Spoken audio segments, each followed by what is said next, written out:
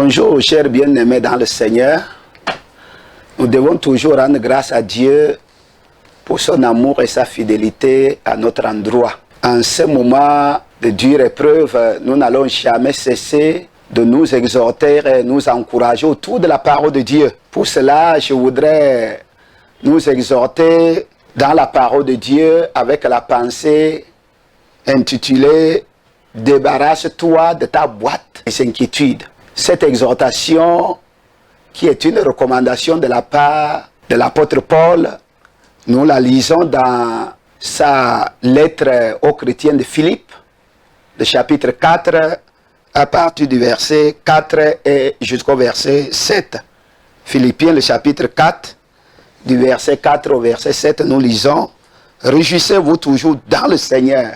C'est Paul qui le dit, il dit, je le répète, réjouissez-vous, que votre douceur soit connue de tous les hommes. Le Seigneur est proche, ne vous inquiétez de rien, mais en toutes choses, faites connaître vos besoins à Dieu par des prières et des supplications, avec des actions de grâce. Et la paix de Dieu, qui surpasse toute intelligence, gardera vos cœurs et vos pensées en Jésus-Christ. Vous voyez, Paul qui nous exhorte ici, il était où? Qui nous recommande en tant qu'enfant de Dieu de toujours nous réjouir. Il était en prison à Rome quand il écrivait cette lettre aux chrétiens qu'il avait connus et même ceux qu'il n'avait jamais rencontrés.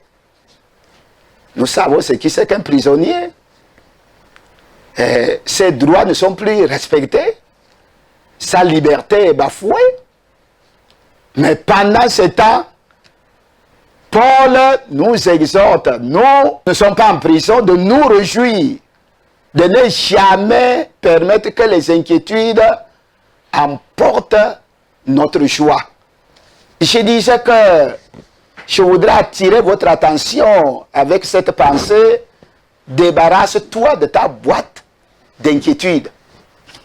L'histoire nous rapporte qu'il y avait une femme veuve quelque part, qui s'était fabriqué une boîte, et chaque fois qu'elle traversait un problème,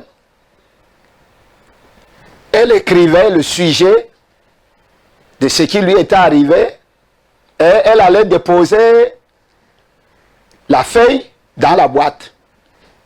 Elle fermait. Une autre fois qu'une situation survient encore dans sa vie, elle s'assoit, elle prend un bout de papier, elle écrit encore, elle va ouvrir la boîte, et quelle a été sa surprise? Chaque fois quand elle va pour déposer un nouveau sujet d'inquiétude, en ouvrant cette boîte, elle s'en rend compte que les anciens soucis sont toujours là. Parce qu'elle les voit. Le jour où elle a pris l'engagement de détruire cette boîte, c'est le jour-là qu'elle a été complètement libérée. C'est pourquoi, en ce temps, en tant qu'humain comme toi et moi, je suis conscient des temps que nous traversons. Parce que quand vous suivez les nouvelles, à la radio, à la télévision, c'est comme humainement parlant, il n'y a pas d'espoir. Parce que quand nous voyons de grandes nations avec la technologie bien avancée, la médecine au point, mais qu'on nous parle les milliers de personnes qui meurent chaque jour, nous sommes tentés de nous laisser assaillir par nos soucis.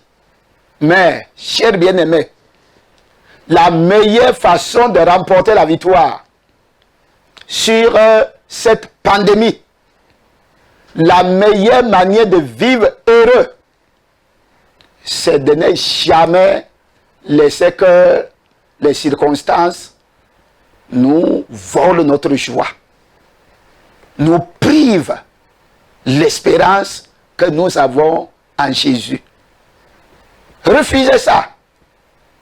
Ce qui constitue ton souci, là où tu déposes ton souci, je voudrais t'exhorter à détruire cette boîte-là. Comment la détruire? C'est d'apporter nos soucis, nos inquiétudes à Jésus. Lui seul est capable de nous venir en aide. Quel que soit ce qui se passe. L'ennemi, il est rusé. Il connaît la puissance de Dieu pour nous garder. Il connaît l'amour de Dieu pour venir en aide aux chrétiens. Et dans ces ruses, il se comporte comme il nous fait croire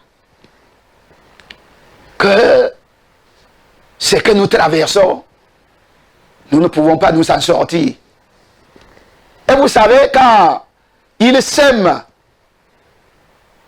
ces doutes, ces soucis en nous, parfois, nous nous mettons en colère contre nos frères, en colère contre nos sœurs, en colère contre nos responsables spirituels, et même en colère contre Dieu.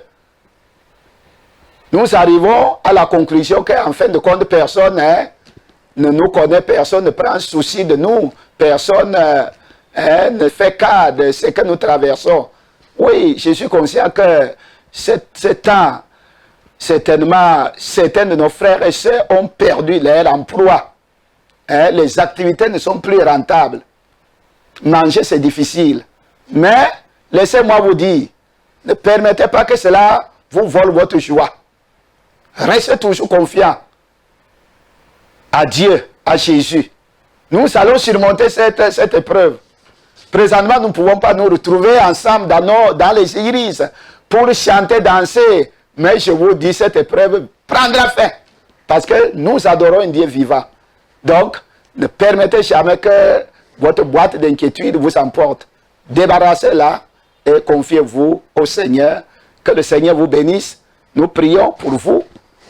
Notre Père et notre Dieu, merci pour ta fidélité et ta parole qui nous exhorte toujours de nous débarrasser de tout ce qui constitue d'inquiétude, de soucis, qui nous plonge dans la peur, dans la panique et vole notre repos et notre sommeil. Nous les déposons à toi. Nous savons que tu ne nous as pas oubliés face à cette maladie que le monde entier traverse. Tu as dit qu'il y aura toujours la différence entre tes enfants qui te servent et ceux qui ne te servent pas. Je te prie cependant même pour tous ceux qui ne te connaissent pas, que tu les gardes, les protèges et que tu leur accordes encore la grâce de faire la paix avec toi. Merci Seigneur, parce que tu le fais au-delà de ce que nous demandons. C'est au nom de Jésus que nous t'avons prié. Amen.